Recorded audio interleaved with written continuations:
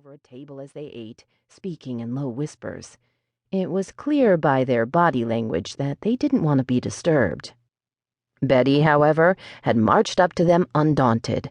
Less than a minute later, the men found their table littered with colorful ribbons and glittery sequins. 2 men bought scrapbooking starter kits, dazed looks on their faces as they handed their money to Betty. As quickly as she had arrived, Betty was gone, leaving everyone to wonder what happened, while Madeline cleared her table with a chuckle. The small brass bell over the front door tinkles. A pair of women walk in, smile at Madeline, and choose a table by the window. Madeline knows it's only a matter of time before the tea salon will be bustling with people and laughter. She selects several tins of the chamomile and rooibos tea blend from the large antique armoire that graces the dining room. She's not sure what came first, discovering so many wonderful finds at garage sales and antique stores, and then pondering what to put in them, or knowing that she wanted to sell her own tea blends and looking for an artful way to display them. It was a small thing to help pass the time in those early months when business was slow, but now it's taken on a life of its own.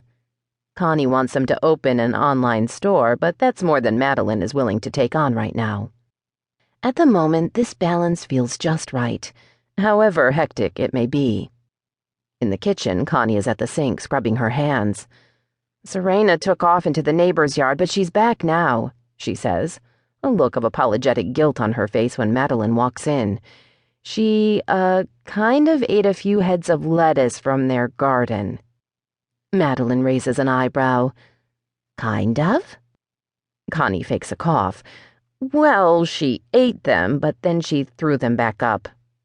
Connie wipes her hands on a dish towel, avoiding eye contact. "I'll call the vet later to see if there's anything special we should be feeding her. Maybe Serena has a delicate stomach." Goodness. Madeline isn't sure what's more concerning, that Connie has named the goat, or that the goat has found its way into Walter Lassiter's vegetable garden. His wife, Dolores, doesn't mind the steady traffic of the tea salon, but Walter is always looking for something to complain about. Madeline has a feeling that a stray goat may push him over the edge. "I'm sure Serena's stomach is fine," she says, handing Connie the tea. "Do you mind wrapping these? Dora Ponce is putting together a gift basket for the Rotary Club auction, and I told her we'd make a donation."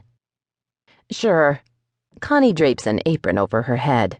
"I'll use that pretty paper I picked up at the farmer's market last week. Ruth Pavard is selling her whole stock.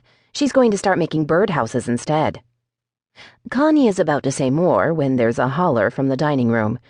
It's followed by the unmistakable sound of porcelain breaking. "Help!" they hear one of the women shout. "There's a wild beast in here." Connie hurries to the dining room. There's a stern reprimand and then another exclamation accompanied by the sound of more good china crashing to the floor.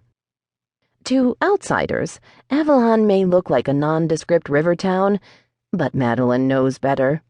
She reaches for the broom and dustpan with a happy sigh, then heads to the dining room. Isabel grasps the hammer and pounds the "For Sale" sign into her front lawn. The earth is hard and unyielding, dry from too much Illinois heat, another long, hot August that shows no sign of relief.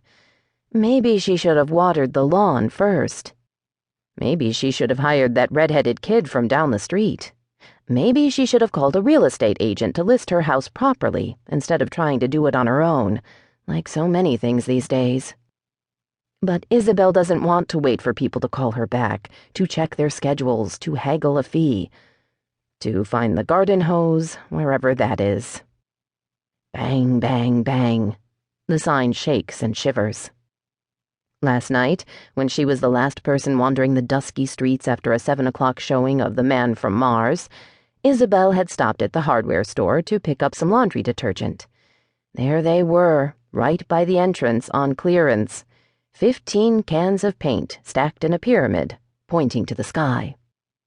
Isabel thought about her house, of the stove and kitchen table, of the fridge and nubby dish towels, the living room furniture, the bedroom set, the chipped cherry wood table in the hallway. She thought of her tired walls, the ceilings, the doors. There was a time when she dreamed they'd live in that house forever, have children in it.